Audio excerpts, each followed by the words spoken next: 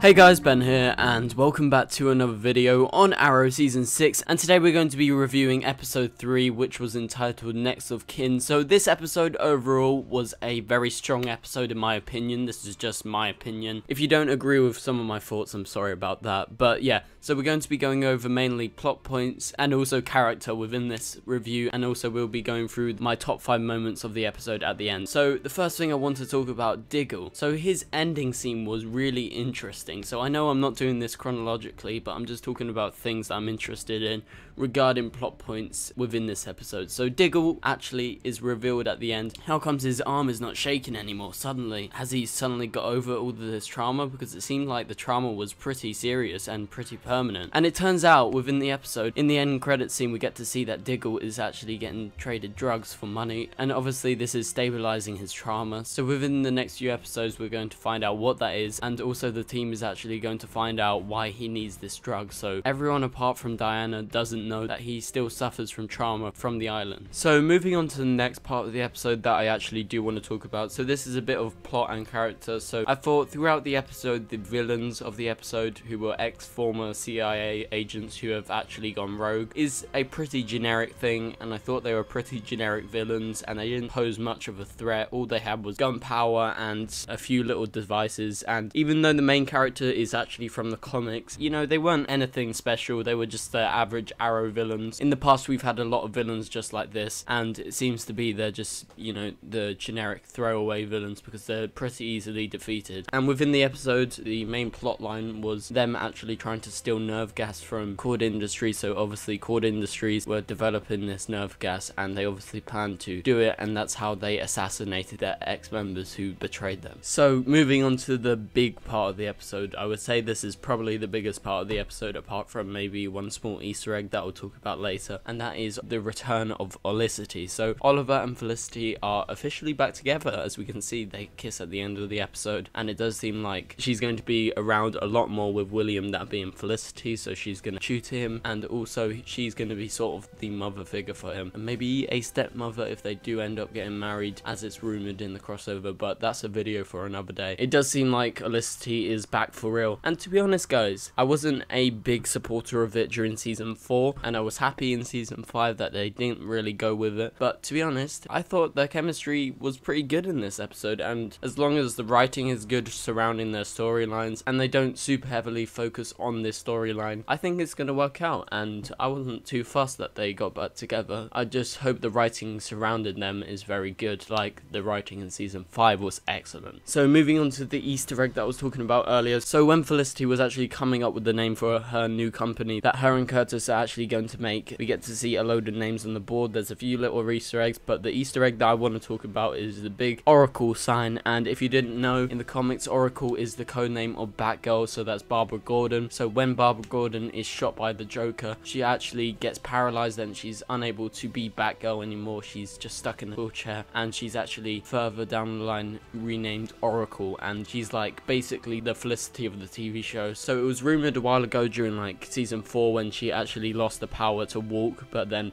obviously she got her walking back later on, that she was going to be called Oracle. On the TV show they ended up calling her Overwatch, and now Oracle is just this big Easter egg because, you know, she's sort of the Oracle of the Arrow TV show. So near the end of the episode, Oliver went into the courtroom and he actually provoked chapter 9. So the public is going to have a referendum whether or not to outlaw vigilantes or to, you know, legalize them, whether or not the police force should actually be tracking them down and trying to stop them and acting like they're criminals, or perhaps they're working actually with the police force. So that's a big thing that's going to be explored within the next coming episodes. And also within the episode, Oliver was being a dad again, so that's going to be a big storyline carrying on into the season. As you've seen from episode 1, 2 and 3, he's really tried to be the best dad that he can be, and he's even given up the Green Arrow mantle to protect him and to be around him actually a lot more. So I thought William was a lot better in this episode. I thought his acting was a lot better. I'm kind kind of enjoying the Oliver dad story, to be honest. So carrying on from last episode, the ending, Green Arrow Diggle continues, and he's not going to stop. He's going to be the Green Arrow for at least 1 or 2 more episodes, I would hazard the guess. So moving on to some character stuff within the episode, I thought Black Canary, that being Diana Drake, was one of the best characters definitely in the show so far this season, and also in this episode. And I feel like she's being set up to be this really good leader character, just in case Oliver or Diggle is never there, because as you can see, she's not hesitant when making decisions, and she seems like really confident all the time. So she's developing really well, and I think she's a much better version of the Black Canary than we've ever had in the past. I really like Laurel Lance, I think she's very good, but I feel like Diana Drake has been so much better, like overall, as a Black Canary. So moving on to Diggle's new weapons. So within the episode, we get introduced to the new weapon that Mr. Terrific and Felicity actually make up, and it's a crossbow that actually shoots full-size arrows, so they can imitate Oliver shooting. So Diggle actually doesn't need to shoot with a proper bow and arrow, and he can actually just shoot with a crossbow, so it's like pulling a trigger.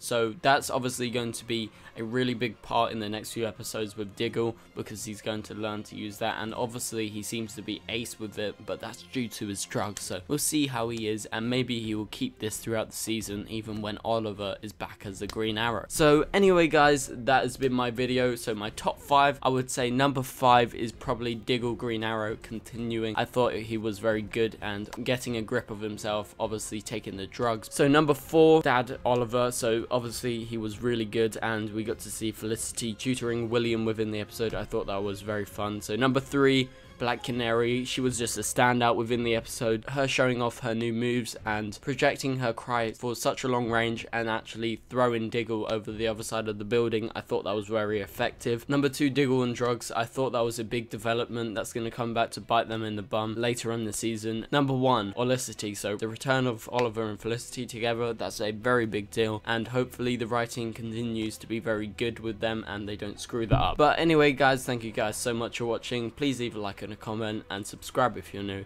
and I'll see you guys later. Goodbye.